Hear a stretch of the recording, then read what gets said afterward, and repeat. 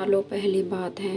एक बड़ा सा जहाज जिसमें बहुत सारे यात्री थे, गहरे समुद्र में अपनी मंजिल की तरफ बढ़ने लगा।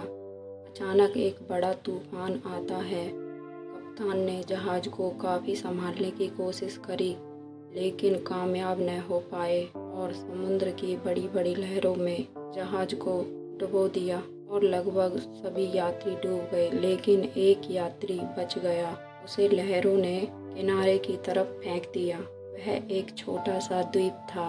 वह उठा और चारों तरफ देखा। उसके आसपास कोई नहीं था।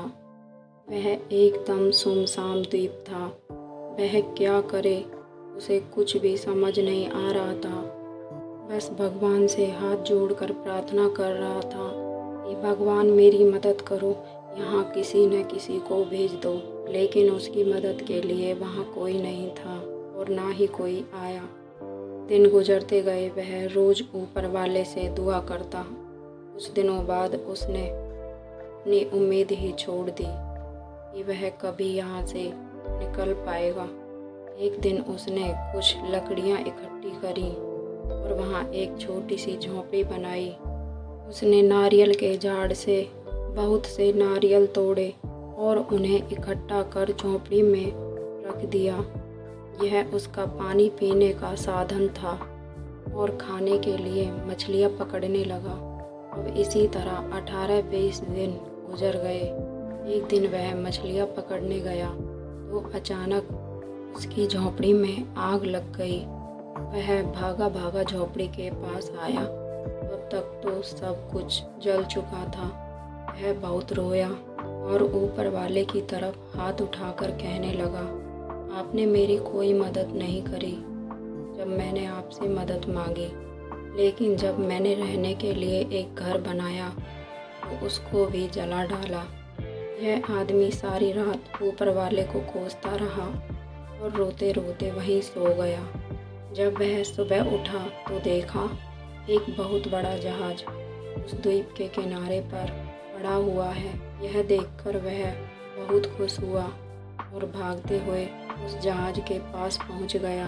जहाज के लोगों ने उसे जहाज पर चढ़ा लिया। जहाज के लोगों ने उसको सबसे पहले पानी पिलाया और कहा, तुम चिंता मत करो, अब तुम्हारे साथ हम हैं। इसने जहाज के लोगों से पूछा, तुमको कैसे पता चला कि इस द्वीप पर कोई इंसान है? फिर जहाज का कप्तान बोला कि तुमने आग जलाकर जो सिग्नल हमें भेजा था, उसी की वजह से तो हम यहाँ आए हैं। उसने कहा, मैंने तो कोई आग नहीं जलाई। फिर उसे याद आया, अरे जो मेरी झोंपड़ी जली उसी का धुआं देखकर यह लोग मेरे पास आए हैं। उसने भगवान से माफ़ी मांगी, हे ऊपर वाले मुझे माफ़ करना, मैंने रात भर आपको कोसा उसके लिए। दोस्तों, यही सेम चीज़ हमारे साथ भी होती है।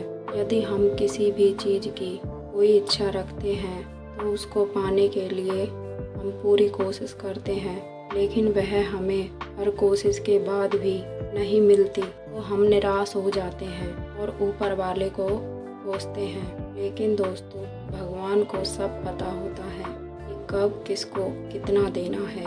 आपकी मर्जी से आपको सब कुछ नहीं मिल सकता, इसलिए भगवान हमको वही देते हैं जो हमारे लिए अच्छा हो। दोस्तों, इसी तरह की कहानियाँ सुनने के लिए मेरे चैनल को लाइक करें और सब्सक्राइब करें। और आपको यह कहानी कैसी लगी कमेंट में ज़रूर लिखें।